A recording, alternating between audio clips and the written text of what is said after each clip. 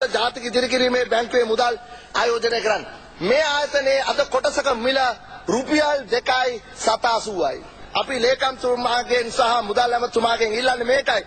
පරීක්ෂණය කරන්න. සභාපතිතුමා අස්වැච්චක වෙන දෙයක්. සුමනසිරි අබේගුණවර්ධන අධ්‍යක්ෂකතුමා අස්වැච්චක වෙන දෙයක්. නමුත් මේ ගනුදෙනුව කරපු පුද්ගලයන් ගැන පරීක්ෂණය පවත්වන්න. සියලුම වර්ධකාරයන්ට උපරිම දඬුවම් ලබා දෙන්න.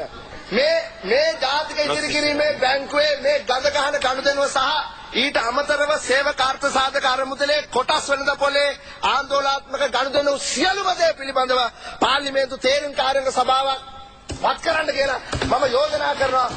මේ සාත්‍රකාරී කොහොමද අධ්‍යක්ෂ මණ්ඩලයට එන්නේ? එතුමාගේ අඩුම තරමේ තුම පේනේ බල කියන්න බෑ දැන් ද ෆිනන්ස් සමාගමේ කොටස් අරගෙන වැඩක් නෑ කොටස් වල බහිනවා කියලා.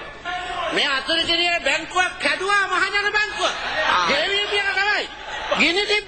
ගිනි තිබ්බා උන් මහල කතා කරන්නේ. ඒක ඔබතුමා කියන්නේ මොකද්ද විරුද්ධව කිව්වේ?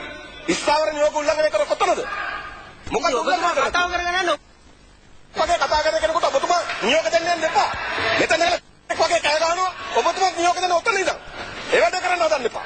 මෙන්න මම ගරු සභාපති මම කියන්නේ පිටිපස්සේ ඉඳන් කය ගාලා පොයින්ට් ඔෆ් ඕඩර් ගෙනල්ලා නැගිටලා සරම කැසපට කවාගෙන සර්ට් එක ගලවලා උඩ පැන්නට ගරු සභාපතිතුමනි වහන්න පුළුවන් හොරකමක් නෙවෙයි.